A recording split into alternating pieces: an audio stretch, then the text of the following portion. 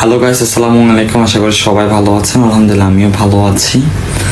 তো আজকে আপনাদের অনেক ফেভারিট একটা মানুষকে নিয়ে কথা বলবো, একটা কন্টেন্ট ক্রিয়েটর। সে হয়তো টিকটকারও বলতে পারেন, আবার হয়তো বলতে পারেন ইউটিউবারও।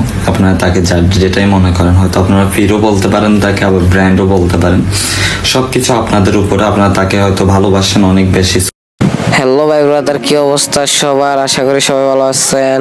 তো আমি কিন্তু একদমই ভালো নেই, কারণ আমি আজকে এক বোকাচোদাকে নিয়ে কথা বলতে যাচ্ছি। যে বোকাচোদার নাম হচ্ছে অপু ভাই। বোকাচোদা কয়দিন এর পায়ে দইরা ওর পায়ে দইরা ট্রেন্ডিং আসে, এখন ধরছে ওমর ভাইয়ের পায়ে। এই শালা খাঙ্কি ছেলে, তুই কি কখনো ভালো হবি না শালা? কয়দিন একটা আগুন নিয়ে আসিস, আগুন চলে গেলে তারপর আইয়া যাস ওমর ভাইরে খাইতে।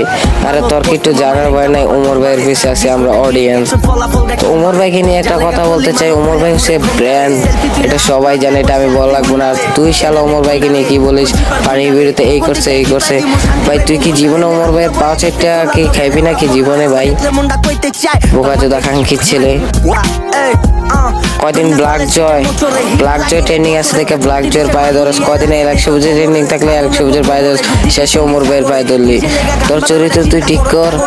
তুই কয়দিন পরে এরি নিয়ে ওরি নিয়ে ভিডিও করস, শালা খাঙ্কির ছেলে।